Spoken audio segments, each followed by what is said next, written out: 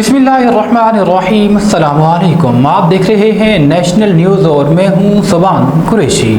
खबर शामिल करते हैं हारूनाबाद से। हमारे नुमाइंदे चौधरी काशिफ अली की रिपोर्ट के मुताबिक हारूनाबाद की पुलिस थाना सिटी हारूनाबाद की दबंग कार्रवाई। 3 रुकनी डकैत गैंग का अहम रुकन ख्वाजा सराफ अपने साथी समेत गिरफ्तार।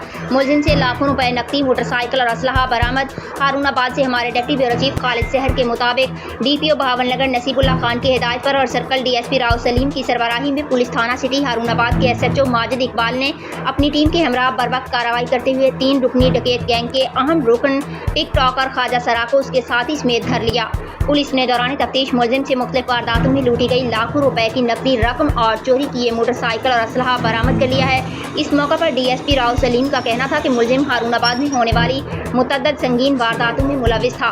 पुलिस थाना सिटी हारूनाबाद ने जदीद टेक्नोलॉजी की मदद से गैंग को ट्रेस करके गिरफ्तार किया है, जबकि दूसरी जानिब डीपीओ नसीबुल्लाह खान का कहना है कि पुलिस थाना सिटी हारूनाबाद की पूरी टीम मुबारकबाद की मुस्तहिक है। एसएचओ माजिद इकबाल फर्दशनास ऑफिसर हैं और आइंदा भी जराइम पेशा अफराद के खिलाफ कार्रवाइयाँ जारी रहेंगी। आवाम के जानो माल का तहफ़्फ़ुज़ पुलिस की अव्वलीन तरजीहात में शामिल है।